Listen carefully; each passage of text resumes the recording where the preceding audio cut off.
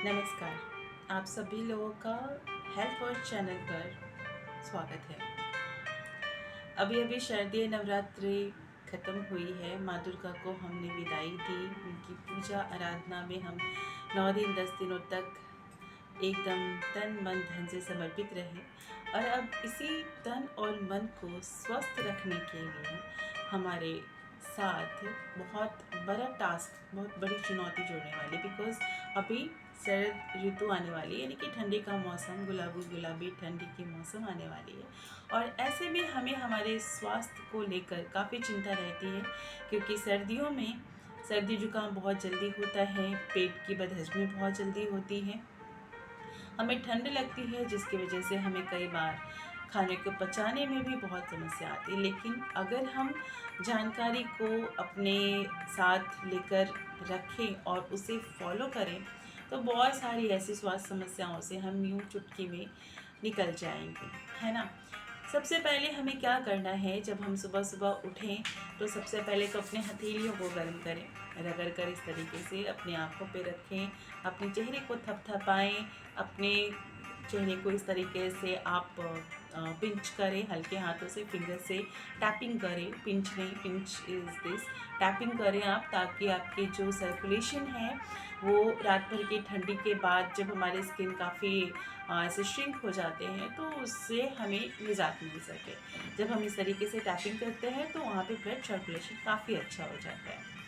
Next क्या करना है, उठने के साथ हमें गुनगुना पानी पीना है। लेकिन हाँ, याद रहे, जिन लोगों को बदहजमी की शिकायत है, एसिडिटी की प्रॉब्लम है, उन लोगों को गर्म पानी या गुनगुना पानी नहीं पीना है, वो नॉर्मल पानी पी सकते हैं, नो प्रॉब्लम।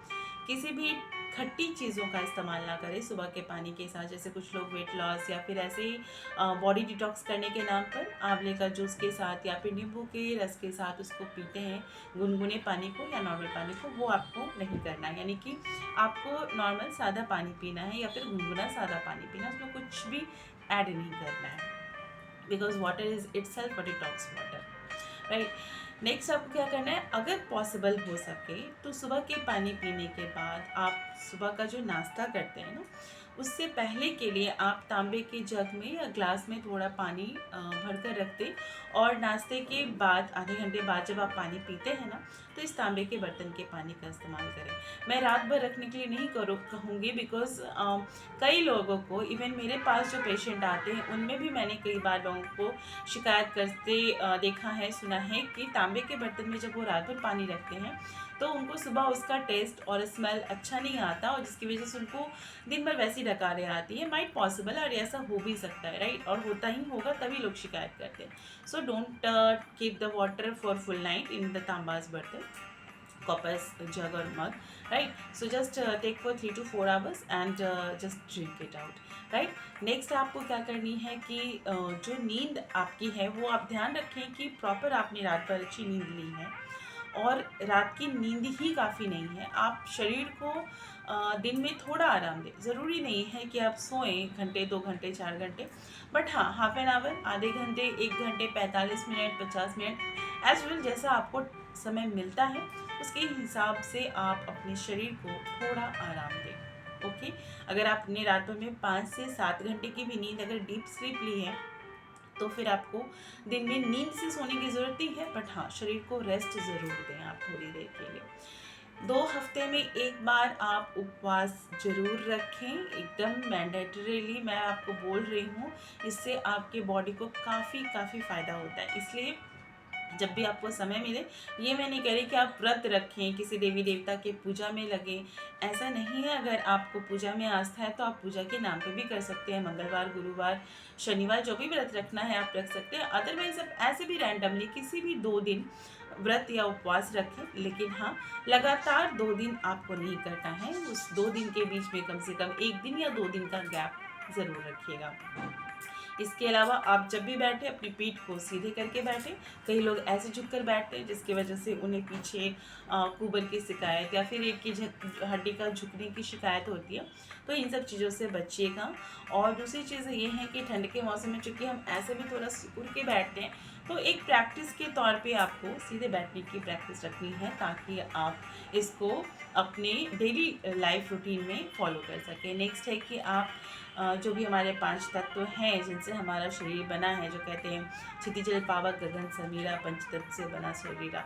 तो ये जो 5 तत्व है यानी कि आपका खुला आसमान, हवा, गगन, अग्नि, ठीक है, पानी, फिर मिट्टी, तो धूप, ये सब चीज़ें जो चीज़ें हैं, इन सब चीज़ों से आप जुड़कर रहें और नंगे पाँव चलने की प्रैक्टिस जरूर करें। जी हाँ, मैं ठंड में भी नंगे पाँव चलने की सलाह दे रही हूँ। मुझे पता है कि सर्दी लगती है, लेकिन जब आप धूप में हैं तो आप नंगे पाँव चल सकते हैं। सपोज़ आप छत पर बैठे हैं या अपने गार्डन में आप धूप ले रहे हैं, तो उस टाइम आप कोशिश करें कि आप चप्पल, जूता या सॉक्स, मोजे ना पहने हों। आप खाली पैर नंगे पाँव चलें। चलने का भी जो स्टाइल है वो मैं आपको बताती हूँ। आपको जो दूरी तय करनी है, मतलब जो भी आपने 100 मीटर या 50 मीटर की दूरी आपने अपनी वॉकिंग के लिए रखा है, आप सीधा चलकर जाएंगे और टर्न नहीं होंगे, राइट। आपको वैसे ही बैक आना है, यानी कि बैक वॉकिंग करनी है। इससे काफ़ी चीज़ों को फ़ायदा होता है। आपका हार्ट मजबूत होता है, आपके एरियो को मजबूती आती है, आपके घुटनों में मजबूती आती है, आपकी पीठ की हड्डी सीधी होती है। जब हम उल्टे चलते हैं तो थोड़ा तनते हैं, तो जब हम ऐसे चलते हैं तो हमारी जो स्पाइनल कॉर्ड है वो काफ़ी स्ट्रांग बनती है, वो सीधी होती है।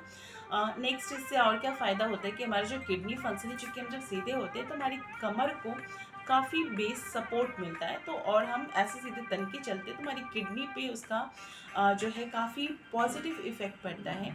तो आप सीधा जाएंगे और उल्टे पैर वापस आएंगे, राइट। तो आपको इस तरीके से अपनी वॉकिंग करनी है। सर्दियों में बस इन छोटे छोटे टिप्स को आप फॉलो करें, स्वस्थ रहेंगे, दैट्स माय गारंटी। मैं डाइटिशियन अमृता ऐसे ही छोटी मोटी नन्ही मुन्नी सुझावों के साथ आपके साथ मिलती रहूँगी, जुड़ती रहूँगी। अपना और अपने परिवार का ख्याल रखिए। तब तक के लिए नमस्कार।